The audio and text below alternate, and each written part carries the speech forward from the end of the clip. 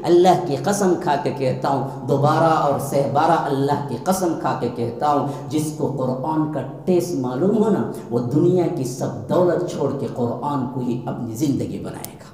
یہی حالت تھی صحابہ کی، یہی حالت تھی۔ جو میں نے کہا سب سے زیادہ محبوب ترین چیز، دنیا کی ٹیسٹی چیز صحابہ کو قرآن تھا۔ رات کا موقع ہے، جنگ کا سفر ہے، ہر طرف دشمنوں کا کیا ہے، حملے کا خطرہ ہے۔ اللہ کے رسول صلی اللہ علیہ وسلم کہتے ہیں کہ کون بھائی آج رات کو پہرا دے گا؟ عباد بن بشر ایک صحابی اٹھتے ہیں، کہتے ہیں کہ اللہ کے رسول میں، اور عمار بن یاسر اٹھتے ہیں، کہتے ہیں کہ میں۔ کہا کہ تم دونوں پر پوری فوج سو رہی ہے، کو دیکھنا کہیں غفلت نہ ہو جائے، رات کا پہرا دیکھنا ہے پوری فوج کا۔ دو صحابی اٹھے ہوئے ہیں، ایک عباد بن بشر ہیں، ایک عمار بن یاسر ہیں، یہ دونوں کھڑے ہوئے ہیں، لشکر کا پہرا دے رہے ہیں۔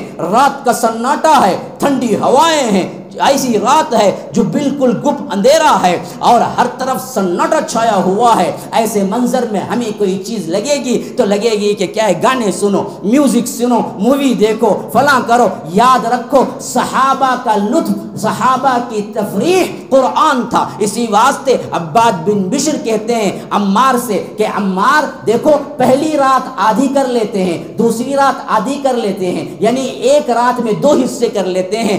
آدھی رات تم دیکھو اور میں پہرا دیتا ہوں، آدھی رات تم سو جاؤ، اس کے بعد اسی طرح ہم دونوں باری باری پہرا دے لیں گے۔ آدھی رات تم دیکھ لو، آدھی رات میں دیکھ لیتا ہوں۔ عمار کہتے ہیں کہ بہت اچھی بات ہے، پہلا یا آخری؟ کہتے ہیں کہ نا، پہلا والا حصہ میں دیکھ لیتا ہوں، آخری میں تم اٹھ کے دیکھ لینا۔ تو حضرت عمار تھوڑی دیر کے لیے لیٹ جاتے ہیں۔ ایسا سما بنتا ہے کہ بالکل میدان ہو، صحرا ہو اور رات کی ٹھنڈی ہوائیں ہو، تو ہم کیا کرتے ہیں؟ برائی سوچتے ہیں، ہم کیا کہتے ہیں؟ تفریح سوچتے ہیں۔ یہاں عباد بن بشر اٹھتے ہیں اور کہتے ہیں یہ میری تفریح، کیا تفریح ہے؟ میں قرآن پڑھوں، میں قرآن پڑھوں۔ ہاتھ باندھ لیتے ہیں، نیت کر لیتے ہیں، تہجد کی نماز شروع کر دیتے ہیں۔ اکیلا کھڑے ہو کے نماز شروع کر دیا، سورہ کہف کی تلاوت شروع کر دی۔ الحمدللہ الذی انزل علی عبدہ الکتاب ولم یجعل لہ عوجا قیما لینذر بأسا شدیدا من لدنہ ویبشر المؤمنین الذین یعملون الصالحات ان لهم اجرا۔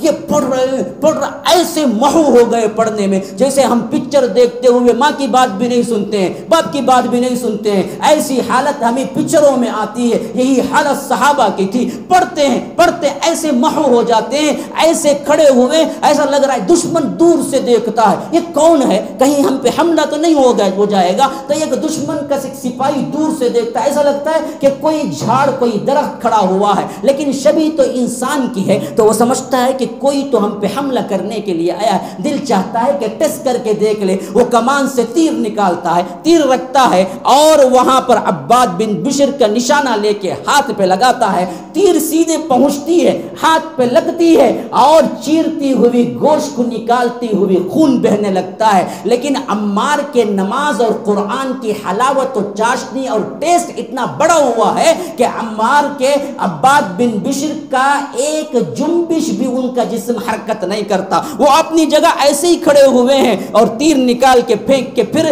پڑھ رہے ہیں، یہاں تک کہ وہ سوچتا ہے یہ انسان نہیں ہے، شاید یہ کوئی پتھر ہے۔ پھر دوسرا لگاتا ہے، دوسرا بھی نکال کے پھینک دیتے ہیں، پھر تیسرا، یہاں تک کہ خون بہتے بہتے بہتے کھڑا ہونا مشکل ہو جاتا ہے۔ تو وہ جلدی سے اپنی نماز توڑتے نہیں، پوری کرتے ہیں، نماز پوری کرتے ہیں۔ پھر اس کے بعد آ کے حضرت عمار کو اٹھاتے ہیں اور کہتے ہیں کہ دیکھو کوئی حملہ آور ہے جو مجھ پہ حملہ کر دیا ہے۔ عمار اٹھ کے دیکھتے ہیں کہ عباد بن بشر رضی اللہ عنہ کو 3 تیر لگے ہوئے ہیں اور خون اتنا گیا ہے کہ کھڑا ہونا مشکل ہے۔ وہ کہتے ہیں اللہ اکبر میرے پیارے بھائی، ایک تیر جب لگا تھا تبھی آ کے کیوں نہیں کہہ دیا کہ تمہیں کیا ہے، حملہ ہوا ہے؟ کہا کہ عمار اللہ کے قسم، ایک تیر نہیں، 2 تیر نہیں، 3 تیر نہیں، مجھے اتنا مزہ آ رہا تھا قرآن پڑھنے میں، اگر اللہ کے رسول میری ذمہ داری نہ دیتے پہرے کی تو میں نماز کبھی نہ توڑتا۔ مجھے اصل میں سب سے زیادہ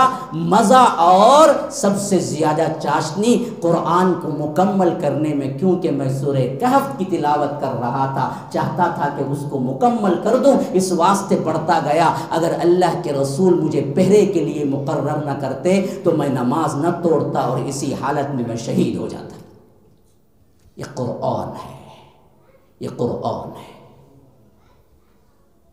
یہ عظمت، دلوں کے اندر ہے یہ چاشنی، کیسے آئے گی؟ کبھی تم نے اسے چکھا ہی نہیں ہے، کبھی تم نے اسے پڑھا ہی نہیں ہے، کبھی تم نے اس کے لیے محنت کی ہی نہیں ہے، تو یاد رکھو دنیا کی ہر چیز تمہیں مل جائے گی، لیکن قرآن کی چاشنی، قرآن کی محبت نہیں ملے گی، تو یاد رکھو وہ قبرستان سے بھی بدتر ہے۔ السلام علیکم ورحمۃ اللہ وبرکاتہ۔ سامعین و ناظرین، اللہ تبارک و تعالی آپ کو خوش رکھے، صحت عافیت کے ساتھ دین و دنیا کی ہر بھلائی عطا کرے۔ جیسا کہ آپ لوگ جانتے ہیں، مسجد السلام کی تعمیر تمل ناڈو کے شہر چنئی میں چل رہی ہے، اور تعمیر کا آخری مرحلہ ہمارے سامنے ہے، جس کے لیے تقریباً 10 لاکھ روپے کی اشد ضرورت ہے۔ آپ حضرات سے پہلے بھی ہم نے درخواست کی تھی کہ اہل دل حضرات بہت ہی ماشاء اللہ دل کھول کر انہوں نے تعاون کیا، اسی طرح اس کے لیے بھی آگے بڑھ کے آئیں۔